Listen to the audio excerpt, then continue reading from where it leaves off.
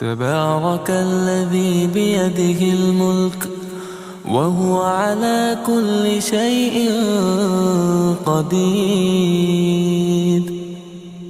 الذي خلق الموت والحياة ليبلوكم أيكم أحسن عملا وهو العزيز الغفور.